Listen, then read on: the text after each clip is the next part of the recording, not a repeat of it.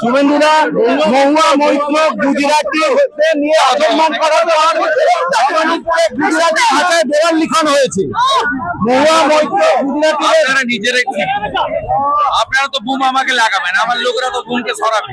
গুজরাটিদের অপমান করার পর ভবানীপুরে সেই গুজরাটি ভাষায় দেওয়াল লিখন করেছে তৃণমূল কংগ্রেস। মহুয়া মৈত্র বলেছিল কারা গুজরাটি, একটাও রাষ্ট্রবাদী, তিনি গুজরাটি হন, তিনি মারোয়াড়ি হন, তিনি জৈন হন, বাঙালি হন, তিনি শিখ সমাজ থেকে আসুন, কোন রাষ্ট্রবাদী মানুষ মমতা ব্যানার্জি এবং তৃণমূলকে ভোট দিতে পারে না। ভাষার নামে এবং রাজ্যের নামে নিজেদের মধ্যে লড়াই করে সনাতনীদের বিভক্ত করতে চায়। ইসবার কেউ বাঁটনামত মানে ভাগাভাগি হবেন না। মমতা ব্যানার্জি এটা আজকে নয়, প্রকাশ্য সভায় হিন্দি স্পিকিং লোকেদেরকে পাতাখোর বলে। বিজয়া সম্মেলনী করেছিলেন ধনধান্য অডিটোরিয়ামে, ফোন করে ভার্চুয়ালি ফোনে এবং ভার্চুয়ালি বলেছেন বাহারি লোক ভবানীপুর কো ছিন রা হ্যায়। এই যে এটা পুরো কারণ হচ্ছে তিনি বাংলাভাষী, হিন্দিভাষী, গুজরাটি, বাঙালি হিন্দুদের ভাগ করতে চান। এবার হিন্দুরা ভাগ হবে না। রামকৃষ্ণ মিশন, ভারত সেবাশ্রম সংঘ, ইসকন, গৌড়িয়া মঠ, আর্য সমাজ, আমাদের ভিন্ন ভিন্ন মত থাকতে পারে, at the end of the day আমরা ভারতীয়, আমরা সনাতনী, আমরা রাষ্ট্রবাদী, আমরা সবাই ঐক্যবদ্ধ থাকব। উনি কখনো উর্দু স্পিকিং, বাঙালি স্পিকিং বলেন না। তিনি আমাদের মধ্যে বিভাজন করতে চান। এটা উনার ভোটের রাজনীতি, ভোটের রাজনীতি। এই বিদ্যা চলবে না। যোগীজি বলেছিলেন বাটেঙ্গে তো কাটেঙ্গে, মোদিজি বলেছিলেন এক রহেগে তো সেফ রহেগে। এখানে সবাই এক থাকবে। মমতা ব্যানার্জিকে নন্দীগ্রামের মতো আবার ভবানীপুরে হারাবে।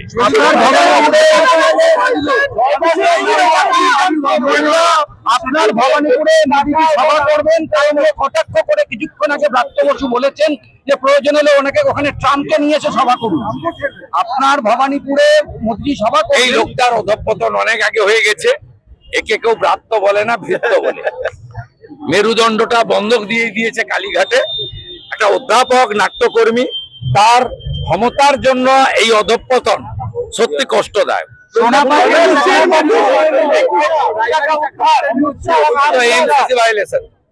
15 বছর কোথায় ছিল চাকরি দেওয়ার সময়? বাড়ি থেকে কয়েক কোটি টাকা এবং ইল্লিগাল আর্মস উদ্ধার করেছে ইডি, এখনো ক্যাশ গোনা চলছে। ওই টাকা শান্তনু বিশ্বাসের টাকা। শান্তনু সিনহা বিশ্বাসকে অ্যারেস্ট করতে হবে। সোনা পাপ্পুর সঙ্গে দেবাশিস কুমার, শান্তনু সিনহা বিশ্বাস, এদের জাভেদ খান প্রত্যক্ষ যোগাযোগ, এবং এটা তৃণমূলের টাকা ভোটে খরচ করার জন্য রাখা ছিল।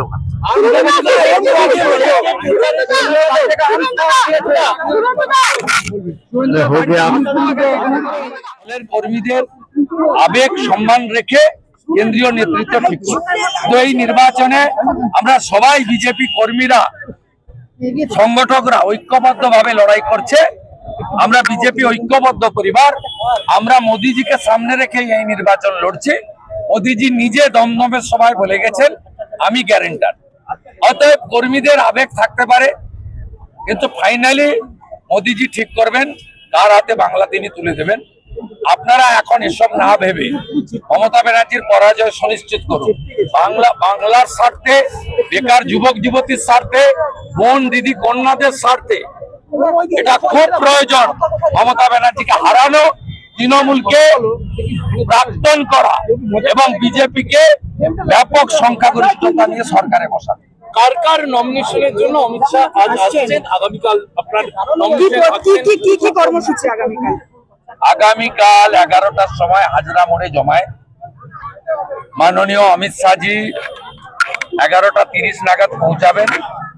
তিনি ওখানে কর্মীদেরকে শুভেচ্ছা জ্ঞাপন করে আমাকে সাথে নিয়ে অন্যান্য প্রার্থীরাও থাকবেন দক্ষিণ কলকাতা। সবাইকে নিয়ে সার্ভে বিল্ডিং এর দিকে যাবেন।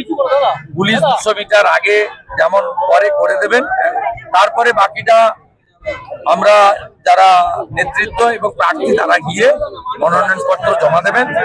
উনি এখান থেকে আসামের প্রচারে যোগ দেবেন। শুভেন্দু অধিকারীর আলাদা করে কনফিডেন্সের দরকার হয় না, কিন্তু অমিত শাহজি পাশে থাকার ফলে কি আলাদা করে জোর পাচ্ছেন ভবানীপুর কেন্দ্রে? অবশ্যই, শুধু এই লড়াইটা ভবানীপুরের কর্মীদের বা প্রার্থীর লড়াই নয়, এই লড়াইটা কেন্দ্রীয় বিজেপি নেতৃত্ব নিজেদের কাঁধে তুলে নিচ্ছেন। অমিত শাহজি আসার মধ্য দিয়ে এটা একটা প্রার্থী হিসেবে আমার কনফিডেন্স 200% আরো বাড়িয়ে দিয়েছে। আর ভবানীপুরের সব কর্মী প্রচারকদের তারাও বুঝে গেছেন যে তাদের মাথার উপর একটা বড় অভিভাবক ছাতা নিয়ে দাঁড়িয়ে আছেন, তার নাম অমিত শাহ।